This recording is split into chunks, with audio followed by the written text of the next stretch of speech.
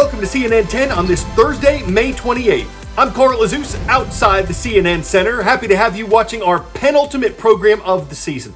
Yesterday's show started with weather. Today's show starts with sports. Fans want to see them, teams want to play them, venues want to profit from them, but health officials say crowds and the threat of coronavirus don't mix. So countries around the world are looking for ways to say game on without contributing to the spread of the disease. It's a different picture everywhere you look. The Summer Olympic Games in Japan, as we've told you about, have been postponed until next year. Major soccer events in South America have been canceled. Spring marathons in France and Spain were postponed. But baseball season is in partial swing anyway in places like South Korea, though the fans have to watch all the action from home. And in Japan, with the nationwide state of emergency lifted, sports teams are looking to practice again. The Reuters news agency reports that the Nippon Pro Baseball League will play ball on July 19th, and soccer may kick off not long after that. Without fans in the stands, the environment for players would be a lot quieter, but there may be an app for that. At least one company has a program that would allow fans watching from home to tap cheer, boo, or chant buttons from their phones, and the corresponding sounds would be played over loudspeakers in the stadium. It's one of several attempts to recreate a crowded atmosphere in a place where there are no crowds, though not all of the efforts have worked out. In the United States, NASCAR events have started their engines and charity golf matches have teed off. Here's a look at where other sports stand. The Brooklyn Nets become the first New York-based major sports franchise to return to practice, but with strict limitations from the state and the league. Only 4 players can work out at a time, 1 player under each basket. Coaches can't be there. The notion of a team practicing, it's more individuals who are practicing. It's a small step, but that's all it is. The NBA is now in talks with the Walt Disney Company about resuming its season in late July, with all the teams possibly playing at Disney's Wide World of Sports complex near Orlando. It's almost like you're running one season right into the next season. And for something like the NBA or the NHL, that becomes incredibly problematic because when do the players take a break? Earlier today, the National Hockey League announced it's going straight to a 24-team playoff tournament in 2 yet-to-be-named cities. Major League Baseball is planning a return to action around the 4th of July weekend, with a season cut in half, no fans in the stands. Baseball previously had a plan to play all its games in Arizona. Now the plan is to play in teams' home stadiums, but only in jurisdictions where the local governments and health officials would allow it. The NFL is preparing to start its season on time, with fans, but might have to make adjustments. The Miami Dolphins owner is optimistic. I think right now today we're planning on having fans in the stadiums.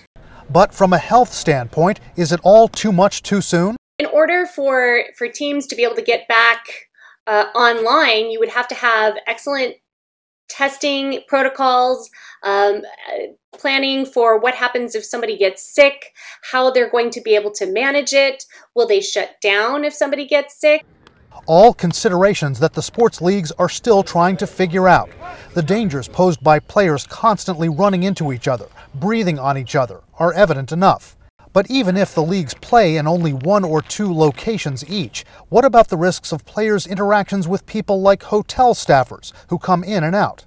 It means that they're going to have to be testing all of the hotel staff on a regular basis as well. And that hotel staff should be wearing masks. Everybody should be wearing masks when in common areas. Analysts say the country has been desperate for a return to sports since an NBA game was canceled right before tip-off in early March when a player tested positive for coronavirus. The game tonight has been postponed. It sounds great right now to say we'll have NBA games in July, and we'll have Major League Baseball games in July, and maybe college football in the fall. That sounds great, and it's optimistic, and it's a fun thought. But there's no way for sure to know if any of that can happen. 10-second trivia. The giant sinkhole known as the Great Blue Hole is located nearest to what country? China, Egypt, Costa Rica, or Belize? It's off the Central American nation of Belize that you'll find the Great Blue Hole. And it's often that you'll find people who want to dive into it. The marine sinkhole is almost 1,000 feet across and more than 400 feet deep. The renowned explorer Jacques Cousteau made it famous in the early 1970s, and it's been explored by submersibles and divers for decades. That includes free divers, people who literally take a deep breath and then swim down as far as they can go without an oxygen tank. It's dangerous. It can lead to lung damage, losing consciousness, or dying. But for people who love the sport, like the man you're about to meet, free diving is a deeply unique experience. I'd be lying if I said I've never been scared. I've had 2 occasions where I sort of thought you're not going to make it. But as long as you keep your composure, everything seems to work out.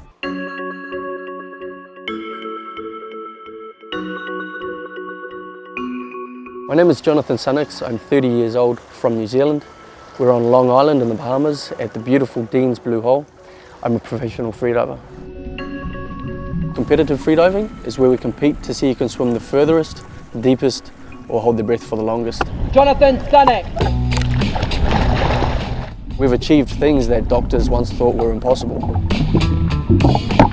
We're exploring the capabilities of the human body, pushing ourselves to see what the human body can really do. I feel like I'm just getting started. We couldn't have designed anything better. This is like the freediving mecca. People come from all over the world. It is the place to dive. One of the things that lured me into the sport was the whole science behind it. Before I dive, I'll go through a whole preparation, and that will include stretching of the body, stretching of the lungs, the diaphragm, the intercostal muscles. Packing is adding extra air to your already full lungs by using the mouth as a pump. I would estimate that I would pack at least an extra litre into my lungs. And then I'll come down to the beach. I'll visualise my dive.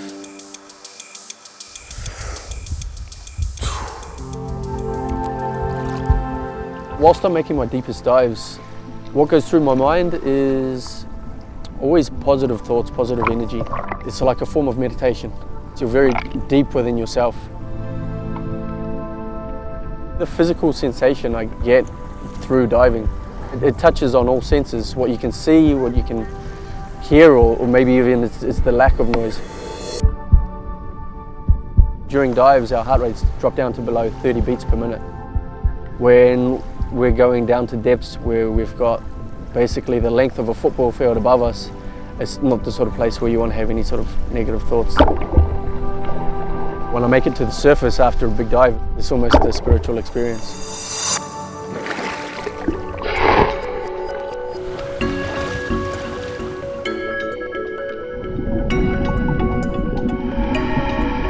There's quite a famous quote: a scuba diver will go underwater to look around, and a freediver will go underwater to look inside himself.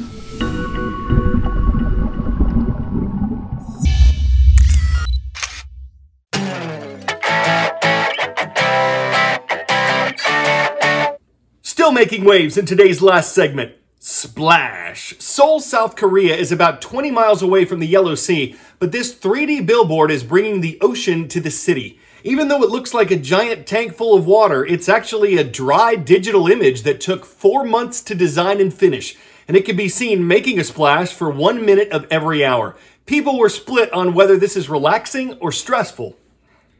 But there's nothing boring about a board that simply cannot be ignored for making waves like water poured through it inlet or a fjord, drawing tourists who are lured, that anchored like a ship that's moored, watching 3D waves that roared, going back and splashing forward. Watch out if your guard is lowered, because when you see that sight to see, when on land and not at sea, it's intimidating to see waves so inundating. Woo! Mountain Ridge High School may be in a landlocked state, but it's great to see our viewers in Harriman, Utah today. I'm Carl Azus for CNN.